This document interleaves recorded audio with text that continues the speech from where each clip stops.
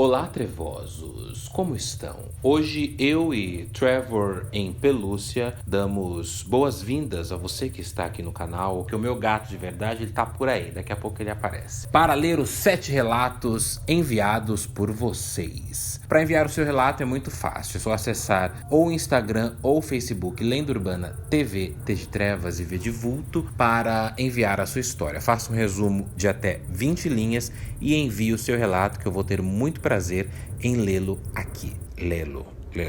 O primeiro relato da noite é da Sabrina Lima e ela conta o seguinte: uma noite sonhei com um rapaz magro, de bermuda tactel e careca na minha janela do quarto. Eu estava deitada na cama com o meu esposo e meu filho ainda bebê. O homem da janela se aproximava de mim. Parecia que queria me tocar, dizer alguma coisa, mas minha amiga no sonho não deixava. Quando eu acordei, eu liguei para essa minha amiga e ela disse que o homem era o primo dela que havia morrido há alguns anos. Eles eram muito próximos. Um detalhe é que eu nunca vi esse primo, nem uma foto dele sequer, mas eu consegui descrevê-lo certinho como eu o vi no meu sonho. E ela, a minha amiga, disse que ele era exatamente daquele jeito e a roupa que ele estava no meu sonho era a maneira que ele foi enterrado.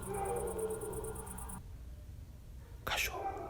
Vamos ao segundo relato da noite, é do Metal Bittencourt. Quando eu tinha 4 anos, os meus pais se separaram e eu ficava muito em casas de babás. E a filha de uma das minhas babás tinha muitas bonecas, muitas mesmo. E todas elas sempre muito bem organizadas e arrumadas. Até que um dia, em uma madrugada, eu vi as bonecas andando no quarto. E umas estavam em cima de mim, fazendo muita bagunça e até derrubaram uma cômoda. E quando a babá apareceu no quarto, elas simplesmente caíram como se nada tivesse acontecido. Isso não foi um sonho e nem nada. Eu realmente vi isso acontecer e até hoje eu não sei explicar direito.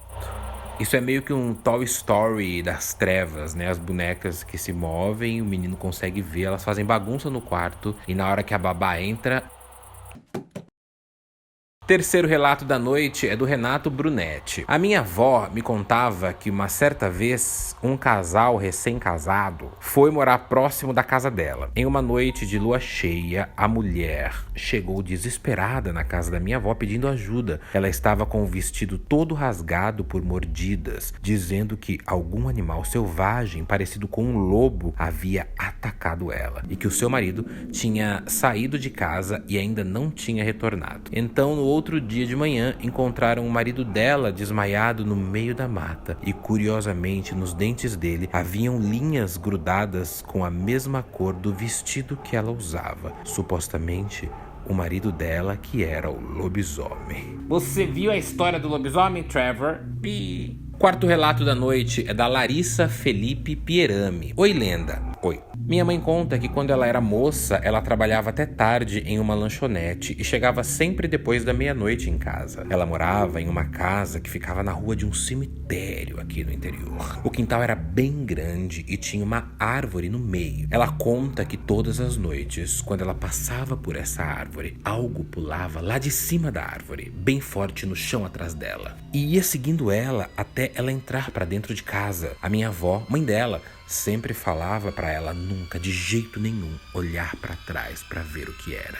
E ela nunca olhou.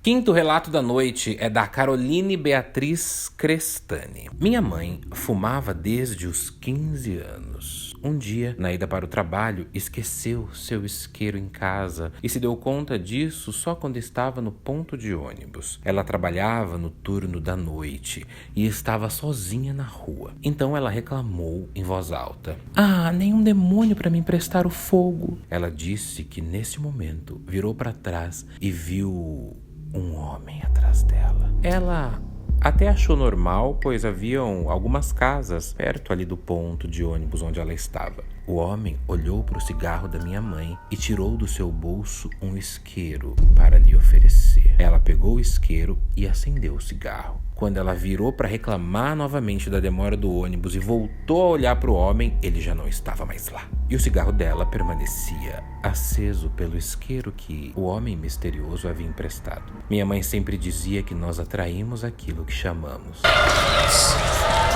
Sexto relato da noite é da Aparecida Vitória. Diz meu avô que o padrinho dele era lobisomem e só podia quebrar a maldição quando o afilhado visse a pessoa transformada. O meu avô fugia do padrinho dele em todas as noites de lua cheia. Mas uma vez, a minha bisavó, a mãe dele, armou para ele ficar preso em casa com o padrinho. Quando o padrinho começou a se transformar, o meu avô se escondeu em um armário e pela frestinha da porta do armário, ele conseguia ver os olhos amarelos brilhantes do bicho.